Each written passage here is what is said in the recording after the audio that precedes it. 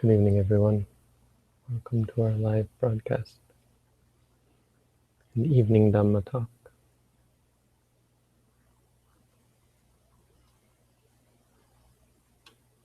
Tonight we're looking at training in Gutta Nikaya, starting at Book of Threes, Sutta 81 and onward.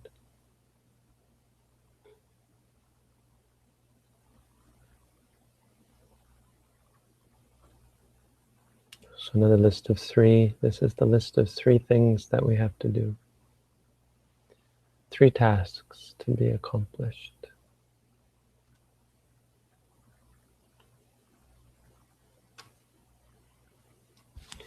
Tinimani bhikkhave samanassa samaniyani samana karniyani.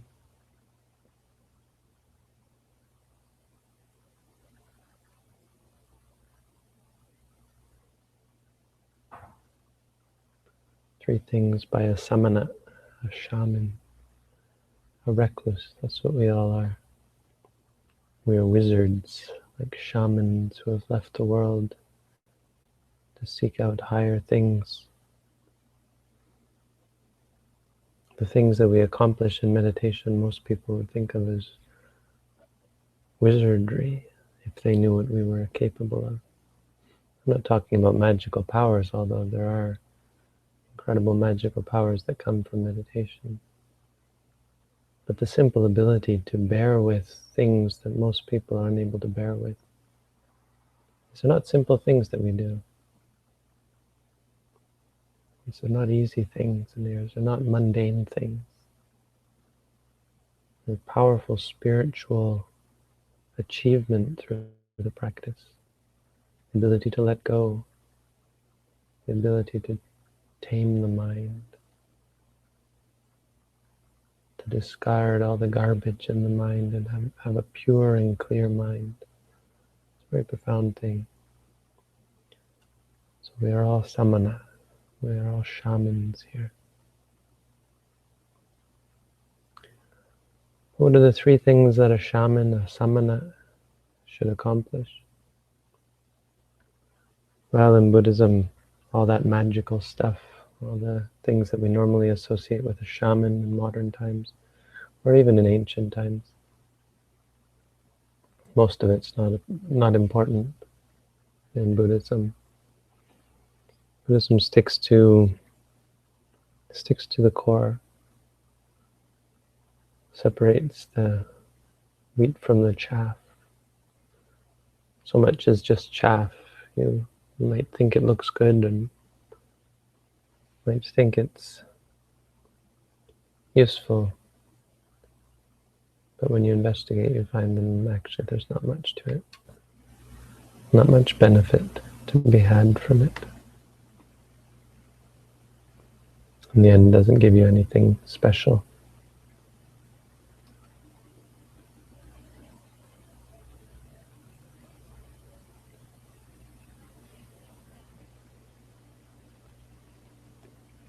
So what are the 3 things that we have to accomplish? Samana karniyani, 3 things that must be done by a shaman. It's quite simple. Many of you must know what these are. Adi sila sikha samadhanam.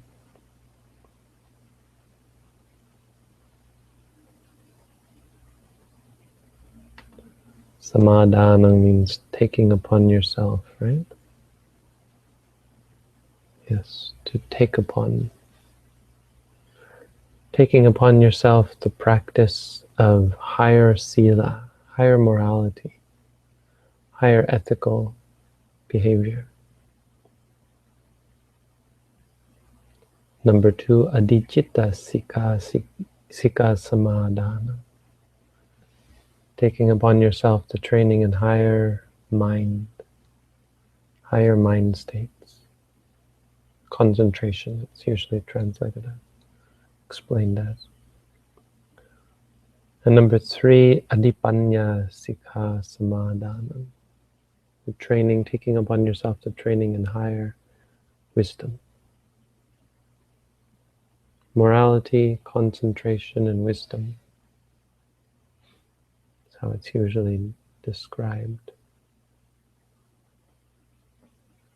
So how do we understand these things? Well, it's important to be able to distinguish between morality, concentration, and wisdom, and higher morality, higher concentration, and higher wisdom. Because it's of two kinds. There's ordinary morality, and then there's higher morality. Ordinary ethics. Ordinary ethics is keeping rules. We all love rules, no? Some of us do. Rules are easy to keep. You think it's hard to keep rules? Relatively easy. Monks can keep lots of rules. Lay people keep rules. Some people think because they keep rules, that means they're practicing Buddhism. They're practicing mundane Buddhism, sure. But it's actually not enough, unfortunately, to just keep rules. Rules are like fence posts. They can't keep the cows in. You need a fence for that. You need something real. Fence posts are useful. They keep the fence from falling down. Rules are useful. They keep your practice from falling down. But you need the fence nonetheless. And that's Adi-sila. Adi-sila is not just keeping rules. Adi-sila is cultivating a mind that is free from the inclination to break rules, to do anything immoral.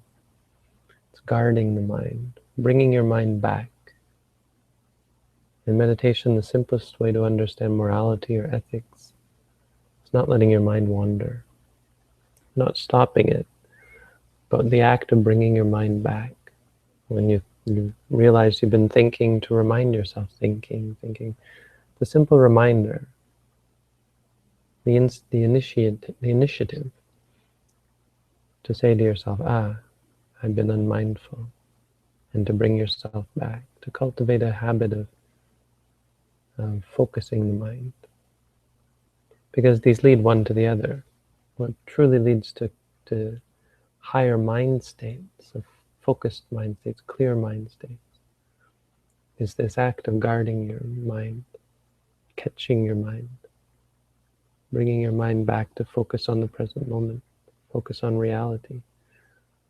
When you're caught up in the conceptualization of an experience, suppose you have a thought and it gets you lost in a world of the past or the future or imagination, to come back down to reality and to remind yourself, hey, that's a thought, or that's images in my mind, it's just seeing.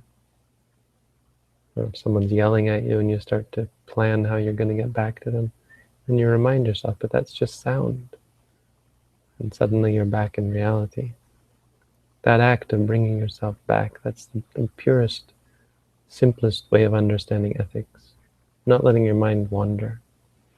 Not freeing your mind to let it follow after its inclinations and habits. But instead training the mind to see the facet of the experience that is real, the kernel of truth that is in every experience. What's really happening. To not get lost in what's not really happening. Adicitta Sikha, again, two kinds. And ordinary citta, ordinary concentration, an ordinary focusing of mind states. This is how we normally think of concentration as, where you fix your mind in some way, or where your mind is just shielded from the world somehow, shielded from unpleasantness. Or your mind is fixed and focused on one thing in one way. And that can't help you either. That too is not really the way to enlightenment. There are people in other religions who fix and focus their minds on things and don't ever reach enlightenment. How many lifetimes the Bodhisattva practiced focusing his mind calming his mind, and never became enlightened until he was finally ready, and he realized by watching, by looking at reality instead, and seeing cause and effect. To see cause and effect, you have to focus on what's real. You have to focus on things that change. You have to focus on the kernel of truth, this kernel of experience that is real. Because that's where cause and effect lives. It's where the only way you can truly see good causes good, bad causes bad. Clinging causes suffering. Ignorance causes clinging. And that where you can give up ignorance because you can see this clearly and no longer cling. So this comes in meditation when you watch reality. It's not as comfortable, of course, but there's a focus to it. There's a clarity to it, to being able to move from one object to the other, stay with each object as it changes, as the object changes, to keep the mind the same.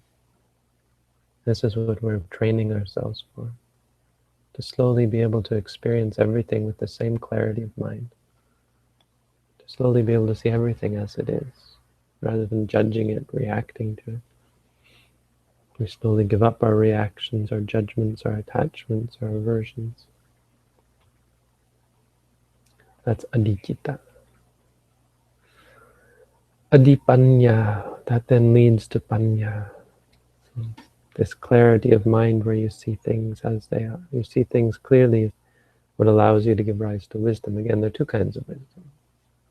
So ordinary wisdom is where you listen to a talk like this and you learn something. Yeah, so you learn what are the three trainings, or you learn what are the two levels of the three trainings. You can have ordinary training, or you can have higher training. But we often think that that's enough, that kind of wisdom is enough. And so our teaching has to include a reminder that true wisdom doesn't come from listening, it doesn't come from thinking, it doesn't come from intellectual thought or rationalization or logic or whatever. True wisdom comes from seeing things as they are. As you watch things arising and ceasing, this is where you see cause and effect. More importantly, you see the nature of things. That everything that arises ceases. Yang kinchi samudaya dhammang sabantang nirodha dhammang. It's really the most important thing. It sounds silly, it sounds too overly simplistic, but when you finally get that truth, not intellectually, but only because you've seen it again and again, and you finally realize that the truth of reality is nothing more than everything arises and ceases. Everything that arises ceases. Because that allows you to let go of it. There's no clinging to something that arises and ceases. There's only clinging to things that you think are stable, that you perceive incorrectly as being consistent, predictable,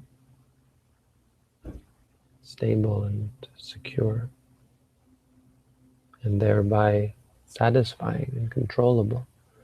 But if things arise and cease moment after moment incessantly, they can't be satisfying, they can't be predictable, they can't be controllable. They come and go on their own. We see so much more as the problem. Panya really is a limiting of what we see in things. Normally when we see something, we judge it immediately, right? We see so much in things, too much. And so we react to them. This is good, this is bad, this is me, this is mine. This is right, this is wrong. We fail to see that simple reality. It's none of those things. It's just arising and ceasing. But when that's all you see about things, then you let go. Or when you let go, that's what you'll see about things. You start to see that all of this is wrong. All this judging and clinging and reacting. So much suffering. And you'll see it again and again and again until you finally had enough. And your mind will start to let go, loosen up, free itself from the clinging and suffering.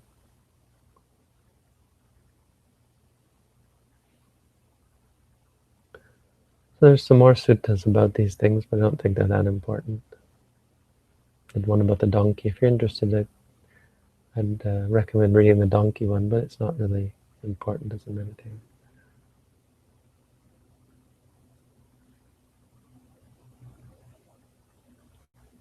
The field is an interesting one. Interesting similes. A farmer who is planting a seed needs to do three things. First, they have to plow and harrow the field. Then they have to sow their seeds at the proper time, and then they have to irrigate and drain the field. So what does a monk have to do? What does a meditator have to do? Well, they have to do the same. But what does it mean to plow the field? Well, that's morality, ethics. Because you can't focus the mind unless you're ethical first. And ultimately this means practicing, means walking and sitting. And then you sow your seeds by being mindful during the time when you're walking and sitting, guarding your mind. And then the irrigation is the wisdom.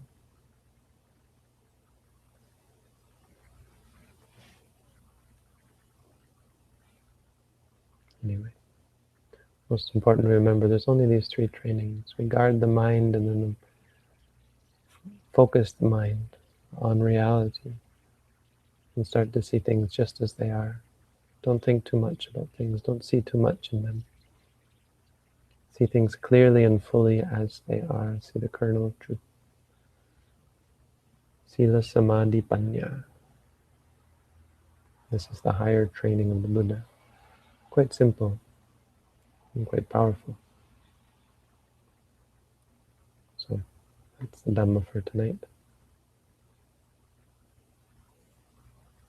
Let's go to questions. Robin, I don't think, is here unless she snuck in. No, she said she had something with her daughter.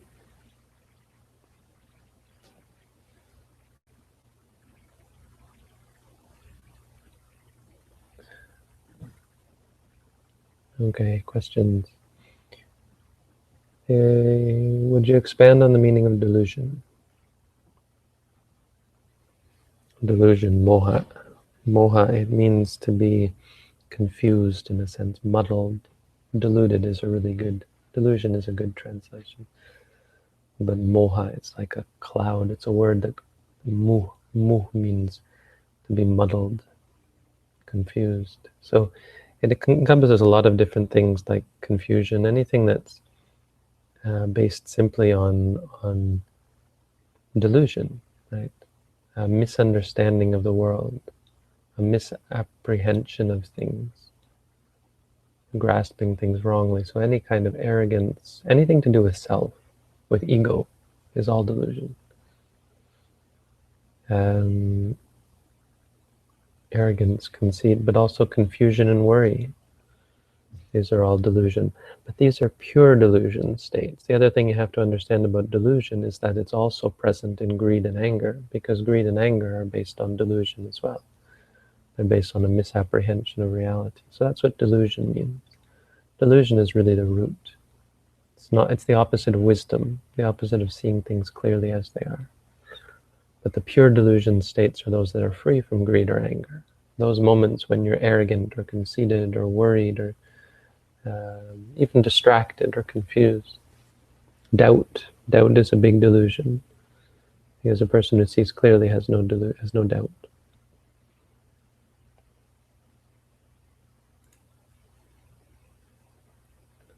Will I ever do a TED Talk? I was on my way to do a TED Talk. I was a semi-finalist to do a TEDx talk. TED Talk, you have to be famous for that. But this TEDx talk, and I backed out because it didn't feel right. It was not really about meditation, and I just thought, here I was reading something I had written, and it just felt kind of wrong. I like this better, teaching meditators. Sam Harris, a good source for learning meditation. Yeah, I don't know about that. I wouldn't learn meditation personally from him, but that's just me. Again, it's sort of outside of my realm. I don't like talking about other teachers, other groups, other peoples. Are lucid dreams more wholesome than non-lucid dreams? Seems to me that you can manage to be mindful if you know that you're dreaming. Potentially, I would say there's probably certain qualities missing to your lucidity. Just because you know something doesn't mean you can be mindful of it. Because the word mindful is misleading. It really shouldn't be translated as mindful. But when we talk about sati, and in terms of the satipatthana, we're talking about something very specific, where you're able to remind yourself, this is this is that. Seeing is just seeing. I'm not sure if that's possible during lucid dreaming. I mean, it's not possible most of the time when we're awake, right? So, but during dreaming, there's potentially something missing because you don't really have control over the mind in the same way. Not exactly control, but sort of the ability to remind yourself. I don't know. I mean, it's all very speculative. I would stick to worrying about meditating when you're awake. And Ajahn Tong said an enlightened person doesn't dream. So you can go by that. An arahant doesn't dream. Of course, the Buddha had dreams, but those are, I think, special dreams. Or the Bodhisattva? Is it the Buddha or the Bodhisattva? Can't remember. Maybe the Buddha didn't have dreams. Is there a way to change the email address that is linked to our account? I think there's supposed to be. I'm not sure if there is yet, but you might want to look at the issues on GitHub and go and submit an issue if there isn't one. Cockroaches and insects. When I'm awake, when I flick off the light and try to sleep, I can feel them crawling all over me. Yeah, I know how that is. I remember waking up in Thailand once, and there was a cockroach on my lips, and I just went. They're very hardy, those things. You don't have to worry about hurting them. Makes sleeping difficult.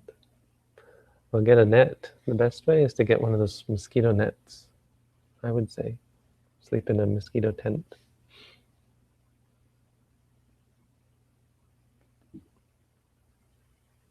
Otherwise, just live with it. Good reason to sleep off the floor, I suppose. See, there's nothing wrong with sleeping off the floor. If you sleep on a bed, just make sure it's, if you get one of those wooden beds, it's just wood, and then just a thin mat on top of that. It's not really about the height of it. It's more about the softness and the luxury of it. But there is something to sleeping on the floor that just makes you feel kind of humble, I suppose, or simple.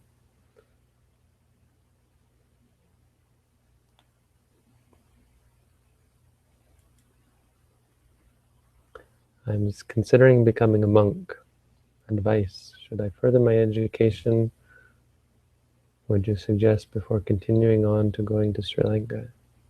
No, if you want to ordain as a monk, become a monk. But you got to be ready. You got to really want. If you say, I'm considering becoming a monk, I'd say forget about it. If that's how you phrase it, forget about it.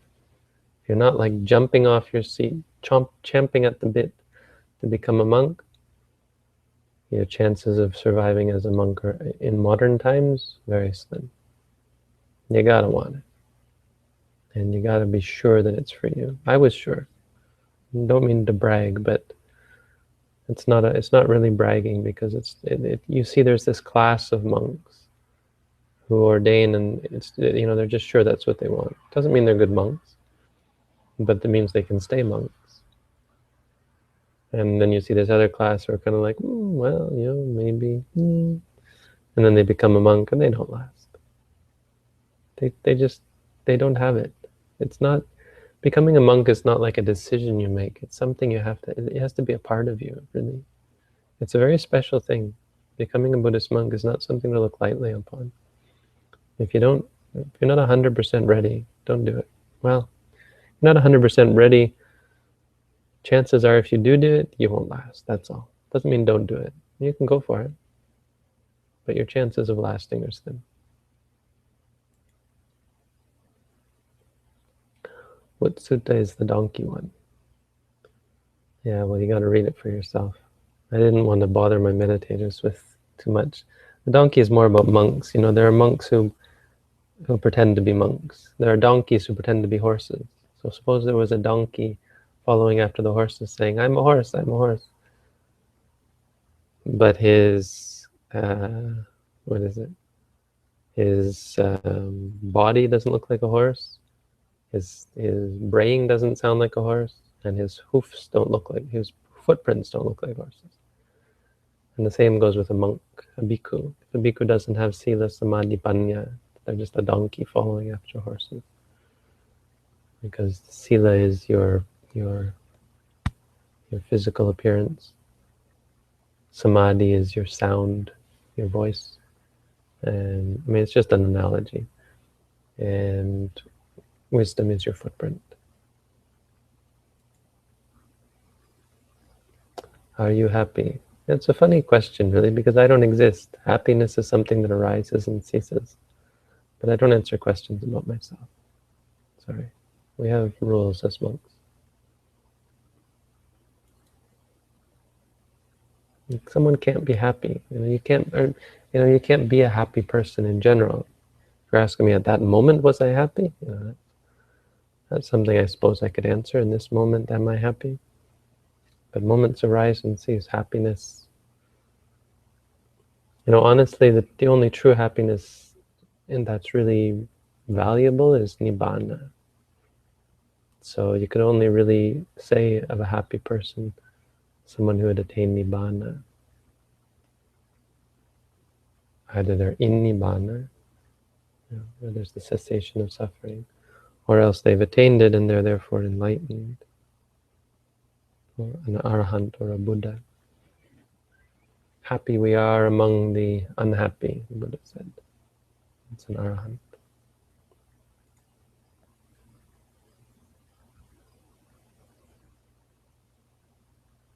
Yeah, the Bodhisattva had dreams. Thanks, Sanka.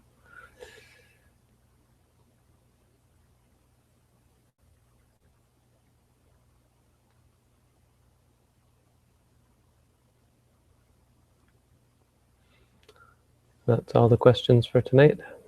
25 people on our site. We're getting up there. 42 viewers on YouTube, that's average. It was great to have people watching. I was just looking at an article about virtual reality conferencing. They're getting there. They're getting where you can actually get in a room with each other and like wave your arms, I think. I don't think I broadcasted this, but when I was in Thailand, I should have taken a picture. My uncle owns a big, or not owns, is a partner in one of the bigger film companies in Asia. Well, in Thailand anyway, not Asia maybe, but they're big. They do a lot of Hollywood films that happen in Asia. And they got virtual reality, and they're working on this idea of the virtual reality as the future. So I got to try it out, and I was meditating up on a cliff face. It's really neat because I was thinking, couldn't you do some kind of meditation teaching where you go up on the cliff and there I am, there's the monk, I am, but there's the teacher sitting on the cliff face and they start to teach you meditation. I mean, for a beginner meditator, think how attractive that would be. If you've ever used virtual reality, and it was my first virtual reality experience, it really is kind of immersive. It was funny because the air conditioning was on in the room and it felt like there was a breeze blowing. But it'd be interesting if we could have, I don't know. This is good enough. Let's not get too complicated. It's kind of weird with that. You got this big thing on your head. But it was nice sitting up on a cliff. I got to sit up on this cliff and close my eyes and meditate, I guess. Anyway, this is good enough. We're all here supporting each other in our meditation. The funny thing is, when you meditate, you're all alone anyway. You don't meditate actually with others, and you shouldn't. Your meditation should be very much about you.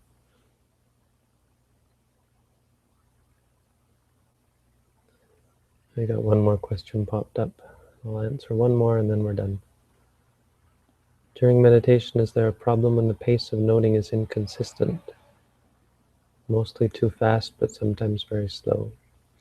If it appears too fast, it's something you should note. Knowing, or feeling. Knowing may be better. Because it shouldn't appear too fast, it shouldn't appear too slow. It shouldn't seem fast, and it shouldn't seem slow.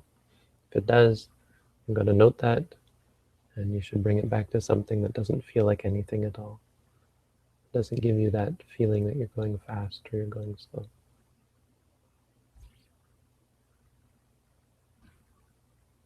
It's not a magic trick where you can just note faster and you get there quicker. Ajahn Tong, he said, I think he was talking, I think it was, I was translating for him, I think, and he's talking about us Westerners. He said, I know you Westerners, or maybe it was just modern, he was saying in modern society, but I think he was talking to Westerners. He said, in modern society, you think that, you have to work hard and you have to work quickly and you have to get things done quickly and you'll get a great reward from that. So meditation is not like that. Meditation has to be slow. You practice slowly and you get a reward. But it doesn't mean really slow. It just means you can't speed it up. You have to be patient.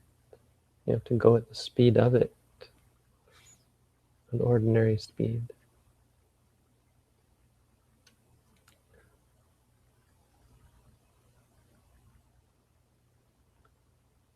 All right, I'm gonna call it a night there. Thanks everyone for tuning in. See you all tomorrow.